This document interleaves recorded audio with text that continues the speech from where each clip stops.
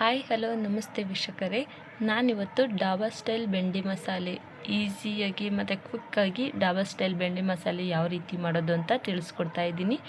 ಇವು ಚಪಾತಿ, ಪೂರಿ, ರೊಟ್ಟಿ ಮತ್ತು ದೋಸೆಗೂ ಕೂಡ ಸೂಪರ್ ಕಾಂಬಿನೇಷನ್ನು. ಹಾಗಿದ್ರೆ ಬನ್ನಿ ಯಾವ ರೀತಿ ಮಾಡೋದು ಅಂತ ತಿಳಿಸ್ಕೊಡ್ತೀನಿ. ನಾನಿಲ್ಲಿ ಒಂದು ಬಾಣಲಿಯನ್ನು ಬಿಸಿ ಇಟ್ಕೊಂಡಿದ್ದೀನಿ. ಹಾಗೆ ಅದಕ್ಕೆ ಅಡುಗೆ ಎಣ್ಣೆಯನ್ನು ಹಾಕ್ಕೊಂಡು ಒಂದು ಅರ್ಧ kg ಬೆಂಡೆಕಾಯನ್ನು ನಾನು ಹಚ್ಚಿ ಇಟ್ಕೊಂಡಿದ್ದೀನಿ. ಆ ಎಣ್ಣೆಗೆ ಹಾಕ್ಕೊಂಡು 1 ಸ್ಪೂನಷ್ಟು ಅರಿಶಿಣದ ಪುಡಿ ಹಾಗೆ ಸ್ವಲ್ಪ ಉಪ್ಪನ್ನು ಹಾಕಿ ಚೆನ್ನಾಗಿ ಫ್ರೈ ಮಾಡ್ಕೊತಾ ಇದ್ದೀನಿ. ಎಣ್ಣೆಯಲ್ಲಿ ಒಂದು ಬೆಂಡೆಕಾಯಿ 3/4% ಫ್ರೈ ಆಗಬೇಕು. ಆ ರೀತಿ ಚೆನ್ನಾಗಿ ಫ್ರೈ ಮಾಡ್ಕೊಳ್ಳಿ. ನೋಡ್ತಾ ಇರ್ಬೋದು, ಬೆಂಡೆಕಾಯಿ ಚೆನ್ನಾಗಿ ಫ್ರೈ ಆಗಿದೆ. ಈಗ ನಾನು ಅದನ್ನು ಒಂದು ಪ್ಲೇಟ್ಗೆ ತೆಗೆದಿಟ್ಕೋತಾ ಇದ್ದೀನಿ. ಹಾಗೆ ಅದೇ ಬಾಣಲಿಗೆ ನಾನು 1-2 ಟೇಬಲ್ ಸ್ಪೂನಷ್ಟು ಎಣ್ಣೆಯನ್ನು ಹಾಕ್ಕೊಂಡಿದ್ದೀನಿ. ಯಾಕಂದರೆ ಬೆಂಡೆಕಾಯಿ ಫ್ರೈ ಮಾಡೋದಕ್ಕೆ ಅಲ್ಲೇ ಎಣ್ಣೆ ಯೂಸ್ ಮಾಡಿರೋದ್ರಿಂದ 1-2 ಸ್ಪೂನ್ ಹಾಕ್ಕೊಂಡ್ರೆ ಸಾಕು. ಹಾಗೆ ಅದಕ್ಕೆ ಸಾಸಿವೆ, ಕರಿಬೇವಿನ ಸೊಪ್ಪು, ಹಸಿಮೆಣ್ಸಿಕಾಯಿ ಹಾಗೆ 1-2 ದಪ್ಪ ಈರುಳ್ಳಿ ಹಚ್ಚಿಟ್ಕೊಂಡಿದ್ದೀನಿ. ಹಾಕ್ಕೊಂಡು ಚೆನ್ನಾಗಿ ಫ್ರೈ ಮಾಡ್ಕೊಳ್ಳಿ. ಈರುಳ್ಳಿ ಎಲ್ಲ ಚೆನ್ನಾಗಿ ಫ್ರೈ ಆದಮೇಲೆ ನೀವು ನೋಡ್ತಾ ಇರ್ಬೋದು, ಈ ರೀತಿ ಫ್ರೈ ಆದಮೇಲೆ ನಾನು 2 ಟೊಮೊಟೊನ ಹೆಚ್ಚಿಟ್ಕೊಂಡಿದ್ದೀನಿ. ಹಾಕ್ಕೊಂಡು ಟೊಮೊಟೊನು ಎಲ್ಲ ನೈಸಾಗಿ ಫ್ರೈ ಆಗಬೇಕು. ಆ ರೀತಿ ಚೆನ್ನಾಗಿ ಫ್ರೈ ಮಾಡ್ಕೊಳ್ಳಿ. ನಾನಿಲ್ಲಿ 1 ಕಪ್ಪು ಮೊಸರನ್ನ ತೊಗೊಂಡಿದ್ದೀನಿ.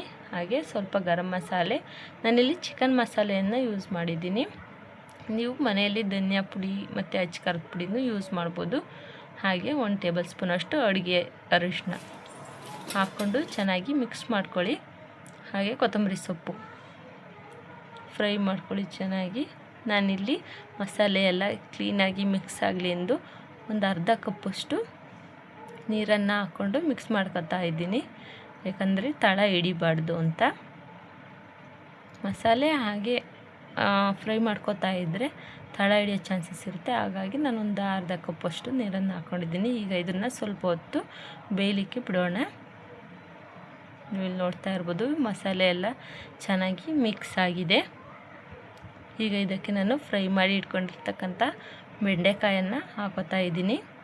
ಬೆಂಡೆಕಾಯನ್ನು ಹಾಕ್ಕೊಂಡು ಜಾಸ್ತಿ ಹೊತ್ತು ಫ್ರೈ ಮಾಡೋದೇನು ಬೇಡ, 1 ನಿಮಿಷ ಫ್ರೈ ಆದರೆ ಸಾಕು. ಯಾಕಂದರೆ ಎಣ್ಣೆಯಲ್ಲಿ ಆಲೆ ಬೆಂಡೆಕಾಯಿ ಚೆನ್ನಾಗಿ ಮಿಕ್ಸ್ ಆಗಿದೆ. ಈಗ ಕೊನೆಯದಾಗಿ ಕೊತ್ತಂಬರಿ ಸೊಪ್ಪು. ಬೆಂಡೆಕಾಯಿ ಡಬಲ್ ಸ್ಟೈಲ್ ಬೆಂಡಿ ಮಸಾಲೆ ರೆಡಿಯಾಗಿದೆ. ನೀವು ಸಹ ಈ ರೀತಿ ಮನೆಯಲ್ಲಿ ಒಮ್ಮೆ ಟ್ರೈ ಮಾಡಿ ಹೇಗಿದೆ ಅಂತ ಟೇಸ್ಟ್ನ ಕಮೆಂಟ್ನಲ್ಲಿ ತಿಳಿಸಿ. ಹಾಗೆ ನಮ್ಮ ಚಾನಲ್ಗೆ ಸಬ್ಸ್ಕ್ರೈಬ್ ಮಾಡ್ಕೊಳ್ಳಿ. ವಿಡಿಯೋ ಇಷ್ಟ ಆದರೆ ಲೈಕ್, ಶೇರ್ ಮತ್ತು ಸಬ್ಸ್ಕ್ರೈಬ್ ಮಾಡಿ. Thank you.